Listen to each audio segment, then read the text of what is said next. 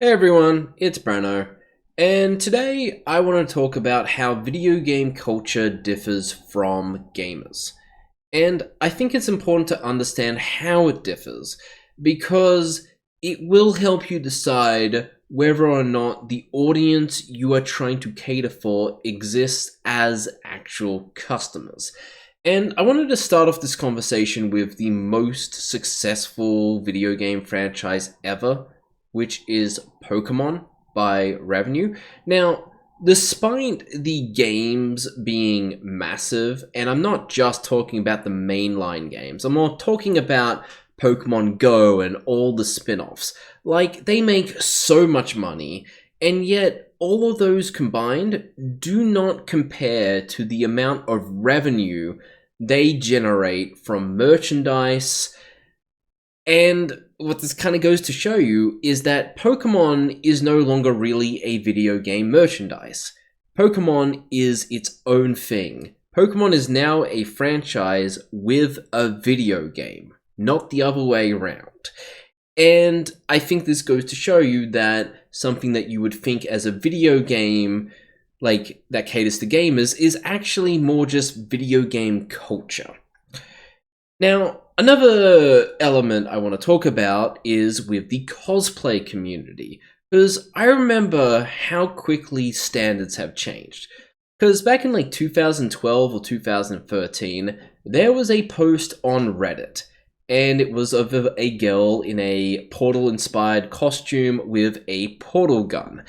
And there was a downvoted comment with a man implying that this girl clearly hasn't even beat Portal.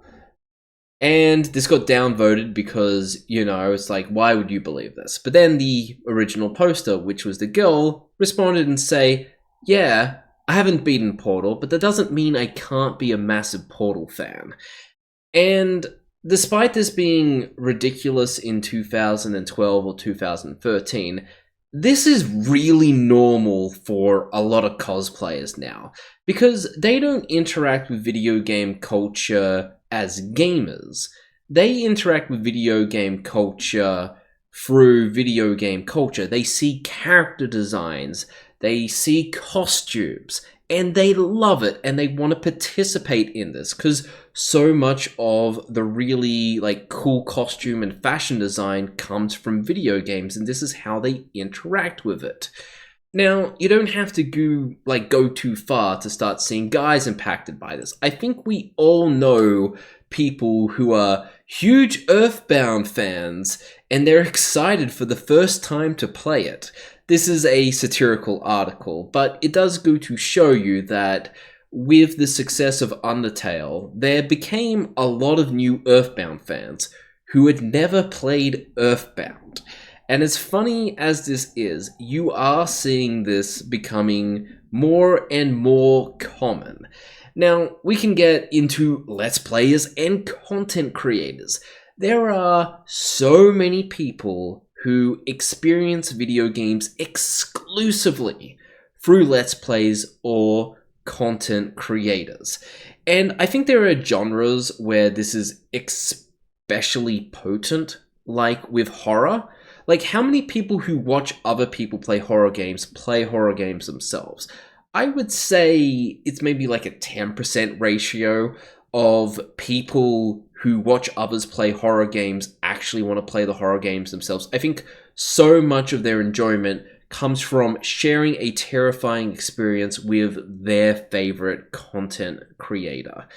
And if you go into a genre which I think is even more potent, which is the rage genre, I would say this ratio would be maybe 1 in 1,000 people who watch their favorite content creator play a rage game actually plays rage games themselves.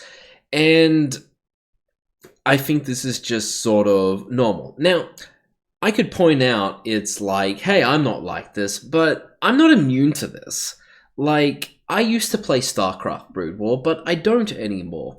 I still watch Korean professionals play StarCraft Brood War because it's enjoyable to me. Like, I enjoy watching the StarCraft Brood War esport that still happens in Korea, what, like 27 years later?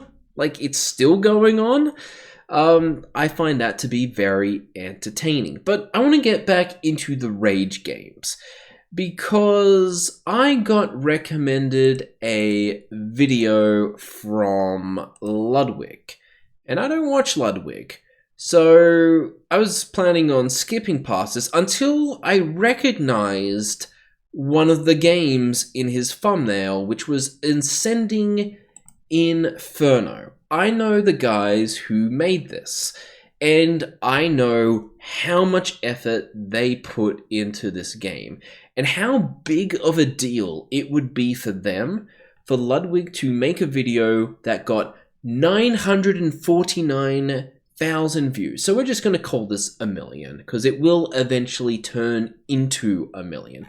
But he was doing a big tier list on Bennett Foddy games, ranking them and discussing his thoughts for his audience to enjoy. Now, unfortunately, Ascending Inferno only got 51 reviews at the time of Ludwig recording this video. It had been out for a year. They worked really hard, but it just didn't sell that much. But this video right here is such a huge advertising opportunity for them. And not to mention, it was the top ranked video. Like, it outranked everything else. And I just wanted to let Ludwig talk a little bit about Ascending Inferno. I'll put it A. It is A tier. I think Ascending Inferno lives on a tier of its own. Like, it is truly like a very unique game. The rest of these games, you can clearly see where their inspiration is from, but I feel like Ascending Inferno, I've never seen a game like that. I think the only ones I would... So that is high praise. Like, it's not just a regular video. Like, it's not just one of the games on the list. It is the star of the video. And once again, this has almost 1 million views. So, what does a 51 review Bennett Foddy game get when you become a star of a video from a popular content creator and it gets 949,000 views? So, can you guess? It started off with 51 reviews. How many reviews did it have after this video? And keep in mind, this is 2 weeks ago. Are you ready? Are you ready to experience the impact of Ludwig's video to Ascending Inferno? Ascending Inferno, after this, got 0 reviews.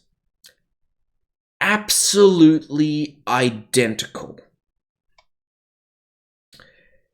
And that's why I wanted to talk about how video game culture differs from people who buy and play video games. Have a good one, guys. See you later.